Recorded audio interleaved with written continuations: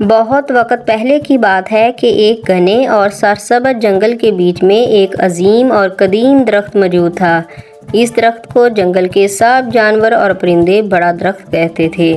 اس درخت کی شاخیں اتنی بڑی تھیں کہ اس پر بے شمار پرندے اپنے گھونسلے بنا سکتے تھے، اور اس کے اتنے گھنے پتے تھے کہ سخت اور دھوپ اور بارش میں بھی پرندوں کی چھت ملتی تھی۔ لیکن اس درخت کے بارے میں ایک خاص بات یہ تھی کہ رات کو اس درخت کے قریب جانا کسی کی ہمت نہیں تھی۔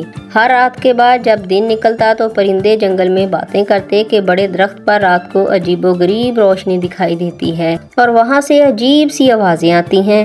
کچھ پرندے کہتے کہ شاید وہاں کسی بڑے اور خطرناک جانور کا بسیرا ہے، تو کچھ کا کہنا تھا کہ شاید یہ کسی جادوئی طاقت کا اثر ہے۔ ایک دن ایک نوجوان طوطا جس کا نام بلبل تھا، اس نے فیصلہ کیا کہ وہ اس راز کو جان کر ہی دم لے گا۔ بلبل بہت بہادر اور ہوشیار تھا، اور وہ جاننا چاہتا تھا کہ آخر بڑا درخت اتنا پر اسرار کیوں ہے۔ اس نے اپنے دوستوں کو بتایا کہ وہ رات کو بڑے درخت کے قریب جا کر اس راز کو جاننے کی کوشش کرے گا۔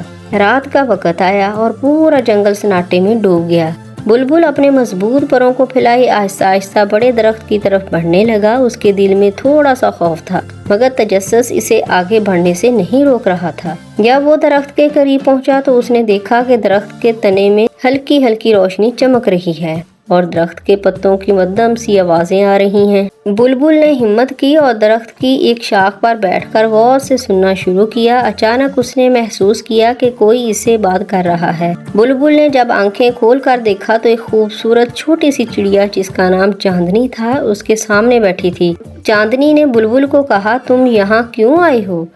رات کے وقت بڑا درخت سب کے لیے خطرناک ہوتا ہے۔ بلبل نے کہا، میں یہاں اس راز کو جاننے آیا ہوں کہ آخر اس درخت میں ایسا کیا ہے جو سب کو ڈراتا ہے۔ چاندنی نے مسکراتے ہوئے کہا، بلبل، یہ درخت ہماری حفاظت کے لیے ہے۔ یہاں رات کو ایک خاص روشنی چلتی ہے جو ہمیں خطرے سے بچاتی ہے۔ یہ روشنی دراصل ایک خاص قسم کا پری پتھر ہے جو درخت کے اندر چھپا ہوا ہے۔ یہ پتھر ہر رات چمکتا ہے اور جنگل کو خطرناک جانوروں سے محفوظ رکھتا ہے۔ بلبل کو یہ سن کر بہت حیرت ہوئی۔ اس نے چاندنی سے پوچھا کہ اگر یہ پتھر ہماری حفاظت کرتا ہے تو پھر سب کو اس کے بارے میں کیوں نہیں بتایا گیا؟ چاندنی نے کہا، کیونکہ یہ راز پرندوں کے بزرگوں نے طے کیا تھا کہ اگر سب کو اس بارے میں علم ہوگا تو کوئی اس پتھر کو نکالنے کی کوشش کرے گا۔ یہ پتھر جادوئی ہے اور اسے چھونا بھی خطرناک ہو سکتا ہے۔